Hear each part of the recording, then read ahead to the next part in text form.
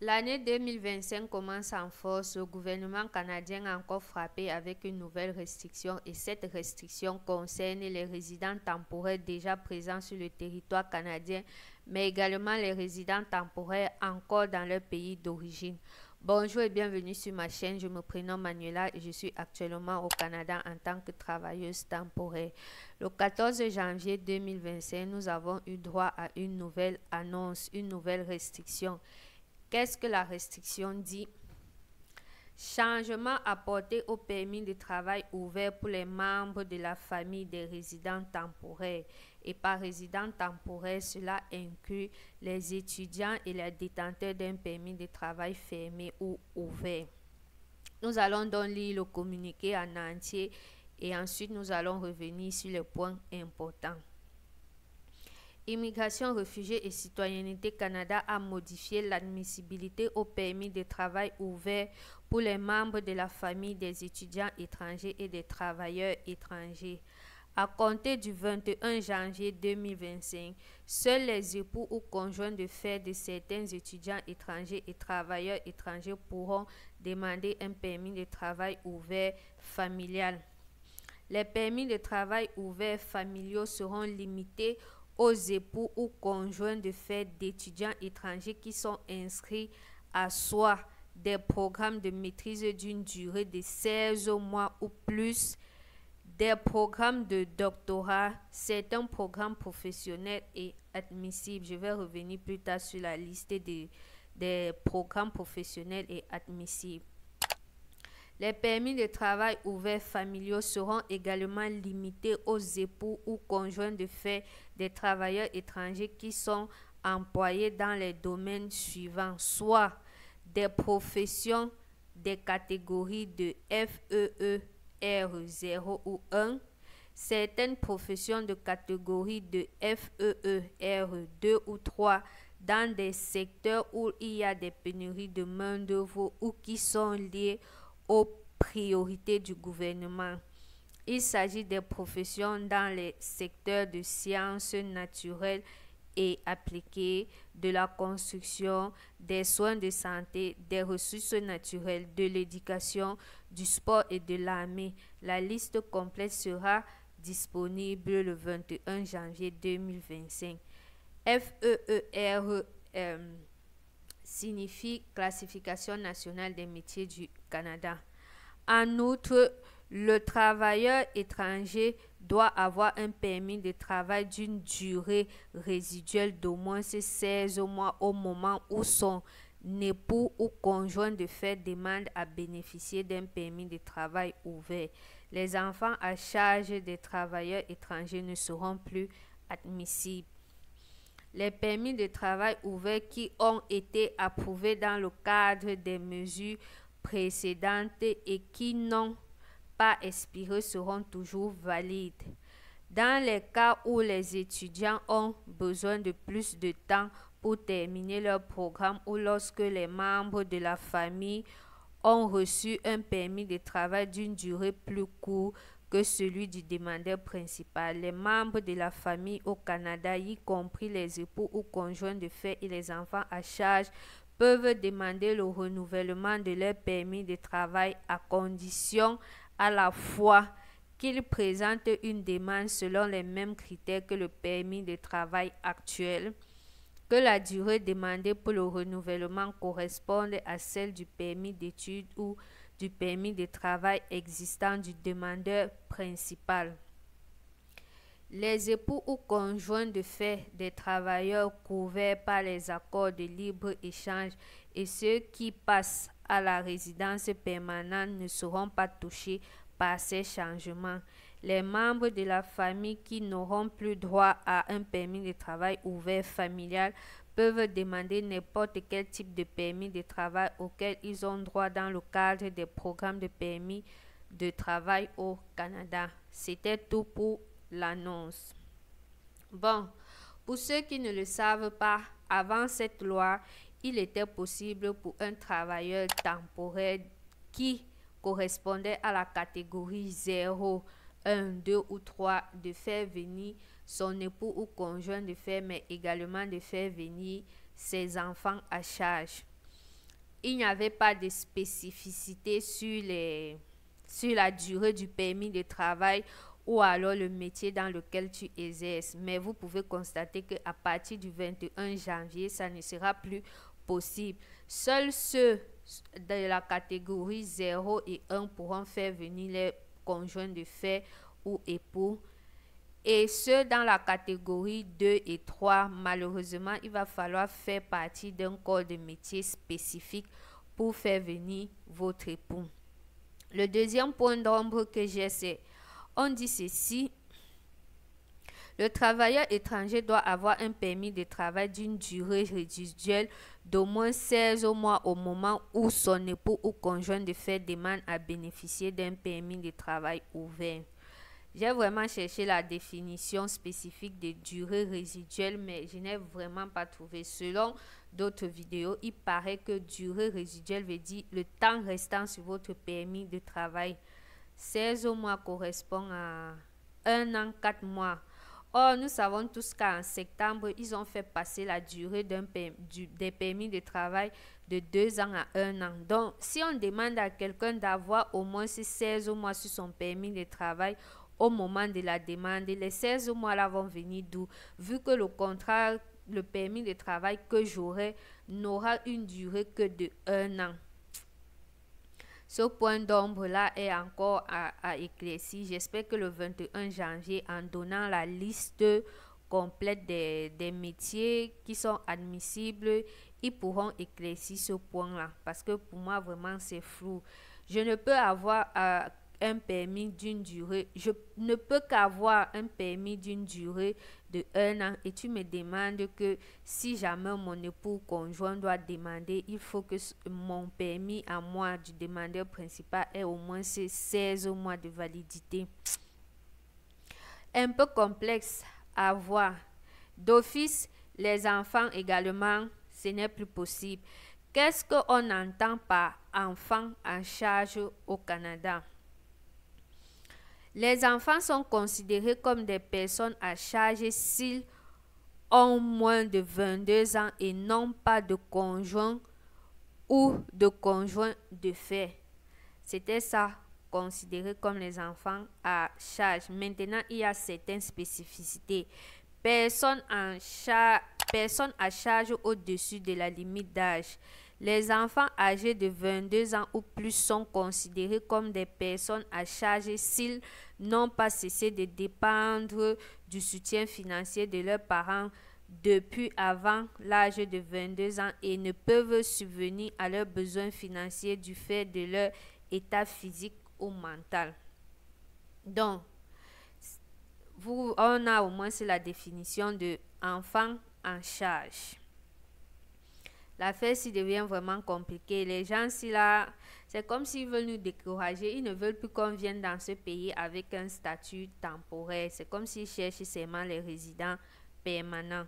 Revenons donc aux étudiants. Il y avait une liste de programmes. Bon, on a dit déjà, parmi les étudiants, seuls ceux en cycle de maîtrise d'au moins 16 mois d'un programme de doctorat ou certains programmes professionnels et admissibles peuvent faire venir leur époux ou conjoint de fait. C'est quoi maintenant ces programmes professionnels et admissibles? On dit ceci. À partir du 30 avril 2024, votre époux ou conjoint de fait pourrait être admissible à un permis de travail ouvert si vous avez un permis d'études valide et vous vous trouvez dans l'une des situations ci-dessous. Vous êtes inscrit à un programme de maîtrise ou de doctorat, vous participez à un programme pilote admissible ou vous étudiez dans l'un des programmes professionnels suivants dans une université: doctorat en médecine dentaire, baccalauréat en droit ou juriste doctor, doctorat en médecine, doctorat en optométrie, pharmacie, doctorat en médecine vétérinaire, baccalauréat spécialisé en sciences infirmières, baccalauréat en sciences infirmières, baccalauréat en soins infirmiers, baccalauréat en éducation et enfin baccalauréat en ingénierie. Voilà les seuls programmes d'études dans lesquels vous pouvez faire venir votre conjoint de fait ou votre époux. Les enfants en charge, c'est non, que vous soyez travailleur ou alors étudiant. Cette loi aura vraiment des conséquences parce que lors du renouvellement du permis de travail ouvert des conjoints ou époux ou alors du permis d'études des enfants de ceux qui sont déjà sur le territoire, cette nouvelle restriction va s'appliquer à eux. Et si jamais votre conjoint faisait un programme d'études qui n'était pas dans cette catégorie ou alors votre conjoint faisait un travail qui ne figure pas dans la catégorie des métiers qui seront cités le 21 janvier, il ne sera pas possible pour vous de renouveler le permis. Donc, beaucoup de familles vont se séparer et cela complique énormément la situation parce qu'on sait qu'il y avait certains couples d'étudiants, par exemple, qui s'étaient entendus. Moi, je veux continuer mes études, alors on part au Canada, je continue mes études et pendant ce temps, toi, tu as un permis de travail ouvert, ça te permet de travailler et m'aider à payer ma pension. C'était souvent ça le principe de certains couples.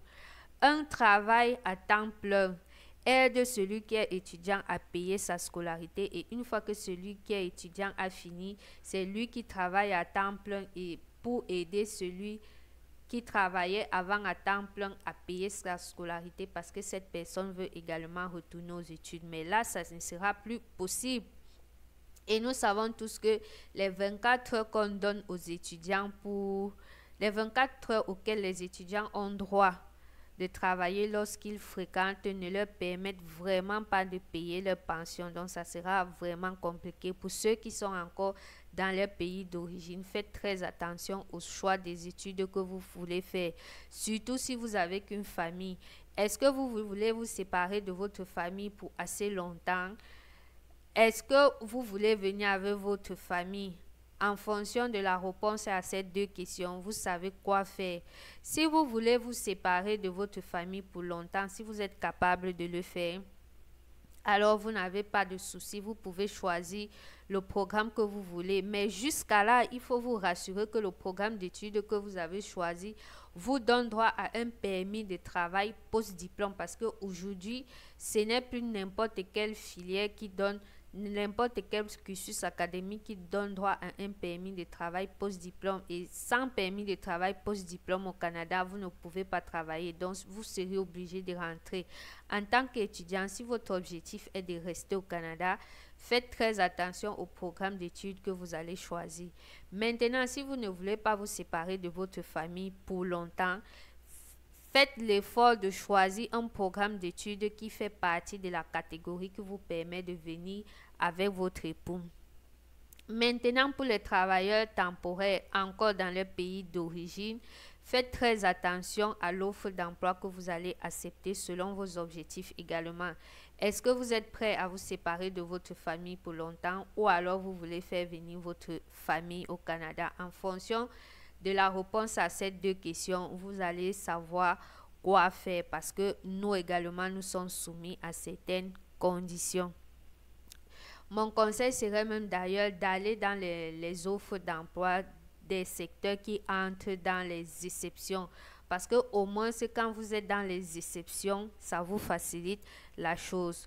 Pour ceux qui sont encore en Afrique et qui veulent maximiser les chances, vous avez les domaines dans lesquels le Canada a des pénuries et le gouvernement a des spécificités.